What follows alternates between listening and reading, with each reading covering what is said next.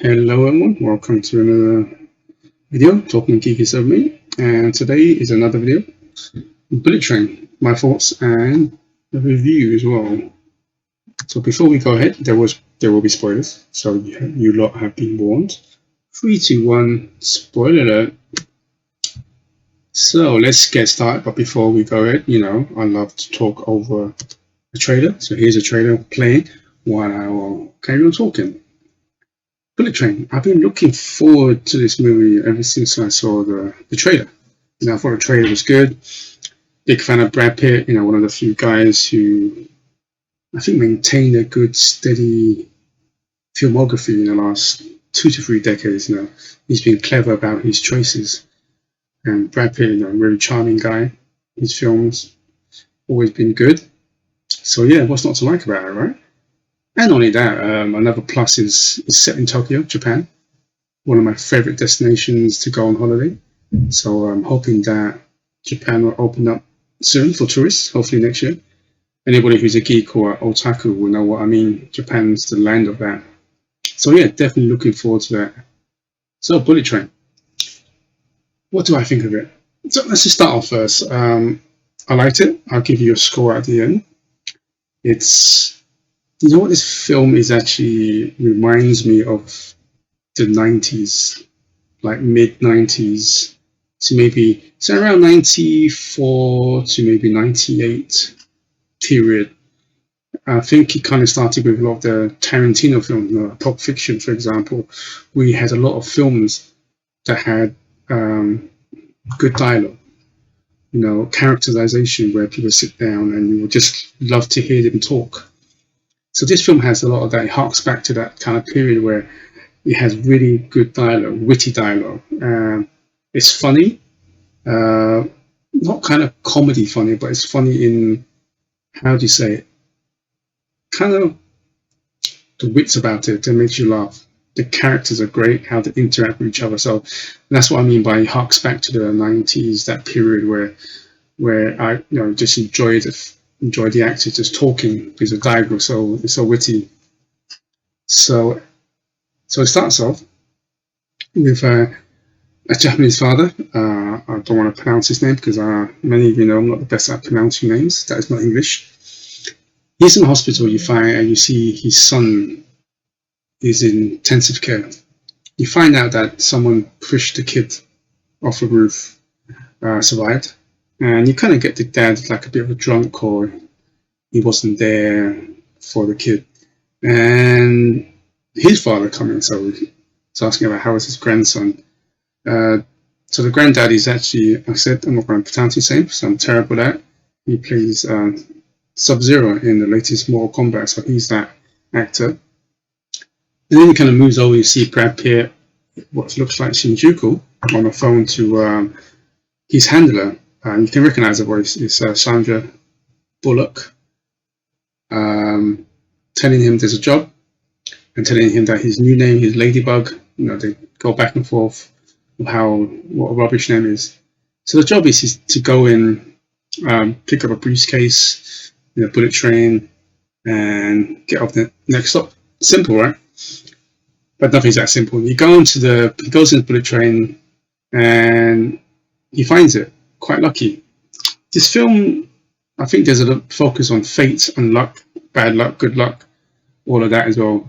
And he talks about how he's kind of calmed down. He's not as aggressive. He likes to talk things over.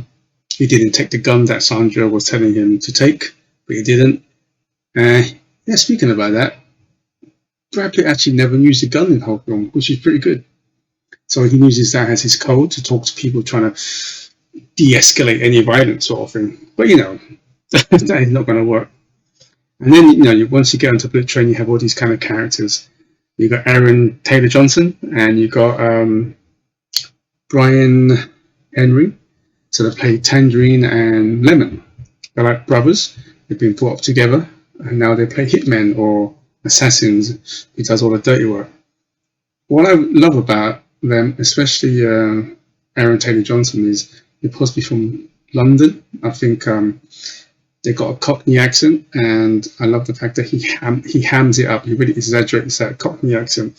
kind of matches his personality, and they're both really likable characters as well, because they're not really bad guys, not really good guys, sort of thing. They're just doing their job, and their job was to rescue a gangster's leader, played by Michael Shannon, the White Death, who rose up the ranks in the Yakuza and become like the biggest gangster in the world or something. So to save the kid from the Triad, his son from the Triad, and there's a brilliant scene where they're arguing how many people are killed, 16 or 17, and that was pretty cool. And there's the flashback, and they're kind of breaking the fourth wall, whatever. When someone gets killed, he counts it. I'll go on the topic of flashback because the flashbacks in this movie plays a big role. Some of you may know I've never been a big fan of flashbacks, but this one was done really well, and I'll mention that later on. So yeah, so save the kid. All one says the kid is just an adult, Michael Shannon's son, and retrieve a briefcase full of about $10 million or something. And that is a briefcase that Brad Pitt took. So anyway, and then you had the Japanese dad who goes on a bullet train to kill someone because he finds out who pushed his son off the shopping mall, which is played by Joey King, Prince. She is the daughter of Michael Shannon, spoiler again, and she kind of trying to orchestrate, and her expertise is making little bombs, which is pretty cool, and how she plans to kill her father because she's kind of jealous of her brother, that in his eyes she doesn't exist, and so father issues really.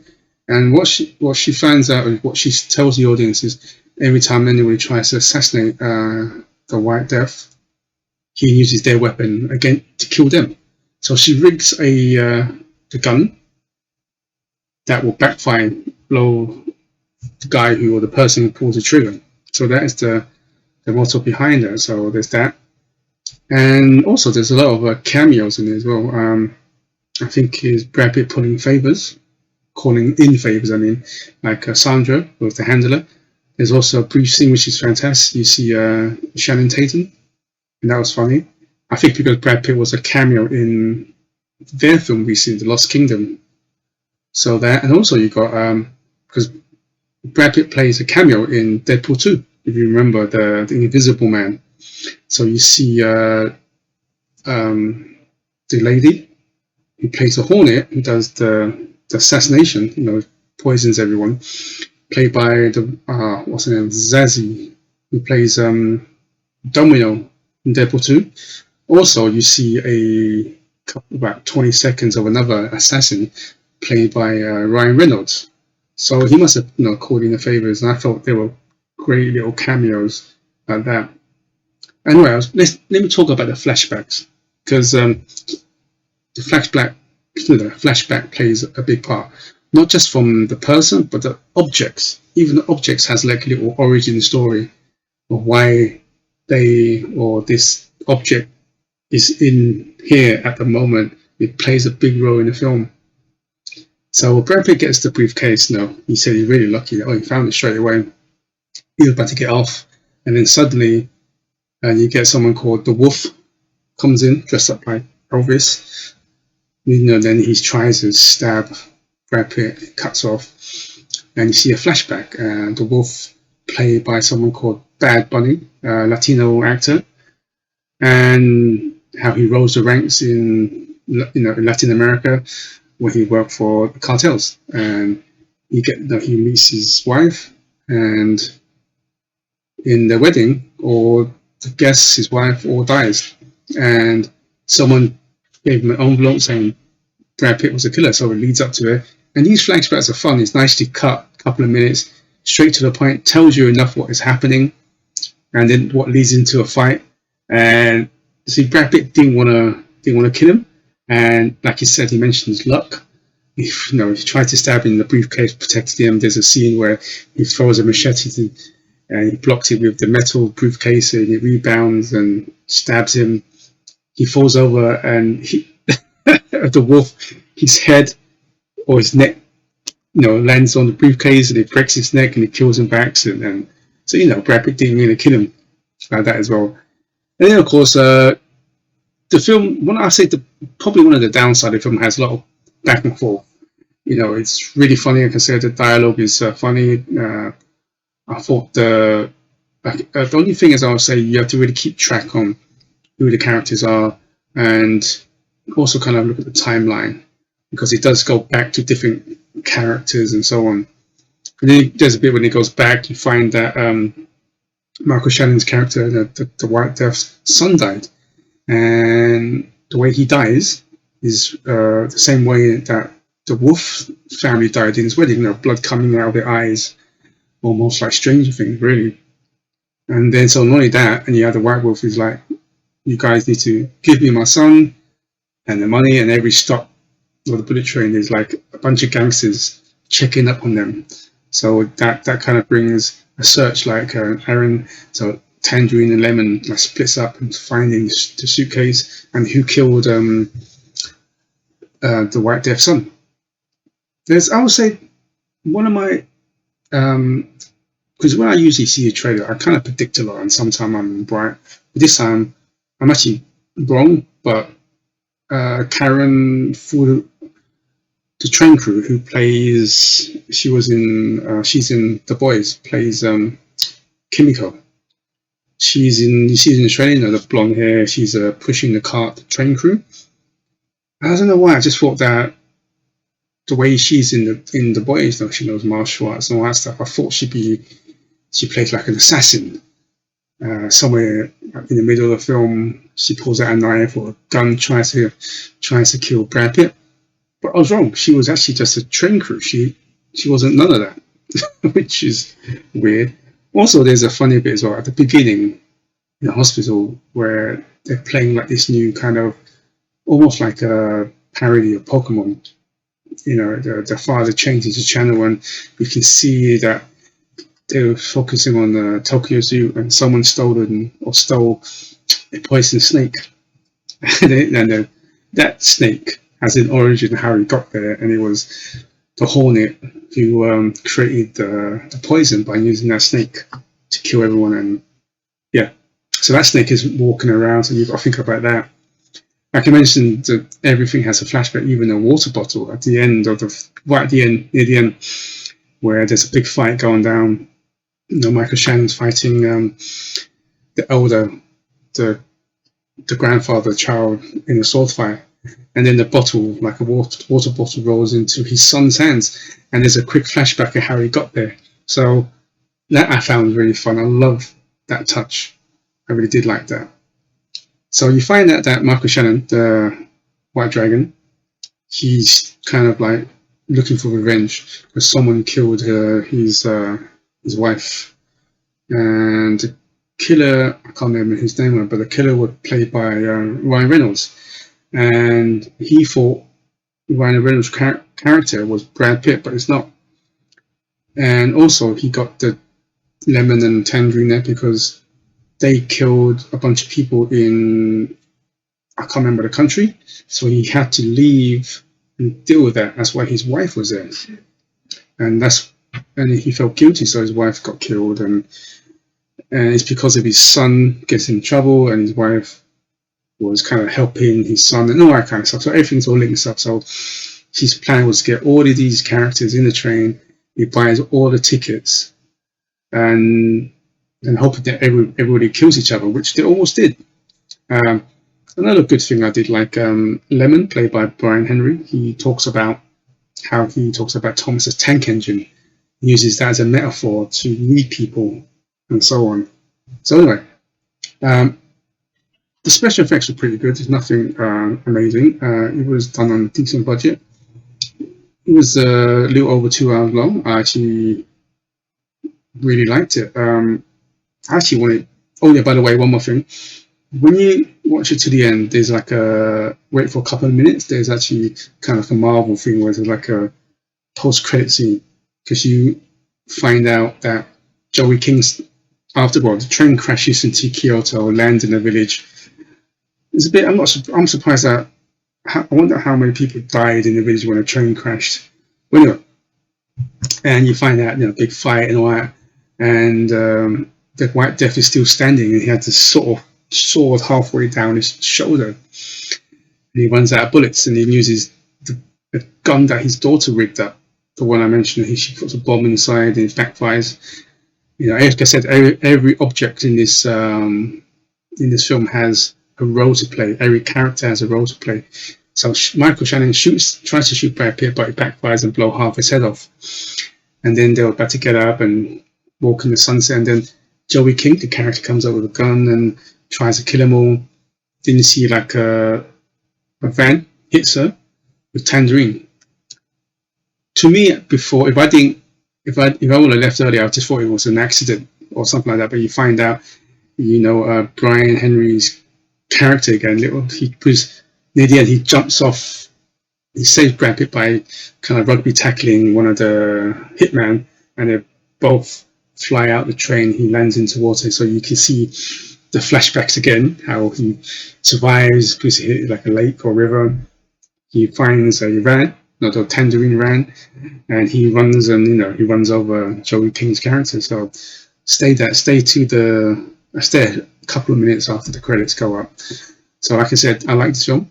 I'll give it a 8.5 out of 10, so 8.5 out of 10. Like I said, there's a few things I felt that, like I said, you have to kind of, it goes back and forth quite a lot, from character to character. I find it good, but I can see some people may get a bit confused, stuff like that. And yeah, so 8.5 out of 10. It's a very good film. Actually, one of the better films this year. There's no nonsense, no this, no that. All characters are fun. What I loved about it as well, because I was a bit skeptical, I always found that whenever Americans or Westerners do a film in, say, Japan, China, or Korea, they get these actresses, and all. There's always some stereotype role or something that I find a bit kind of upsetting about it, But I think they paid a lot of respect to their Japanese actors. They paid a lot of respect to Japan itself, the bullet train, and even show some of the culture. Brad Pitt keeps on mentioning. I thought they are polite here. I thought they bow here, because they mention a lot of that as well. Oh, there's another cool scene as well. And because when I was in Japan, I loved the toilets, because you press a button and little water cleans your backside. Also, press another button, it's almost like hot air comes out and dries your buttocks. Because there's a bit, he's kind of hiding in the toilet, and he talks about that. So they do pay a lot of respect to Japan actors. There's no stereotype, which I like. And Brad Pitt was generous enough to really give all the actors room to develop. Because sometimes when you've got a big actor like that, you kind of steal the show. What I mean by that is, if you watch my review of Top Gun Maverick recently, I love the film, one of the better films this year. But if you watch my review about Top Gun, was Tom Cruise was such a big star, he overshadowed every actor. I mentioned that in my review where I didn't really care too much about the actors, and I didn't remember most of the character's name, because Tom Cruise is such a big star, he kind of dwarfs them. With this one, Brad Pitt didn't. Brad Pitt actually, he played it down. He let the other actors really shine. My favorite character overall is Aaron Taylor Johnson's character, Tangerine, because I like his kind of, how do you say, his kind of mullet, gel back, his little mustache. I liked his character, really exaggerated Cockney accent. So I like his character a lot, but all the characters were really good. Only downside is the Train Crew by Karen, Kimiko from Boys. I actually thought she'd be assassin in this film, but it wasn't. Well, anyway, so yeah, 8.5 out of 10. Definitely recommend it. Go and check it out. And thank you for watching. And please do subscribe for more talking geeky stuff. Until next time. Good morning, good afternoon, and good evening wherever you are in the world. And please stay safe. Goodbye.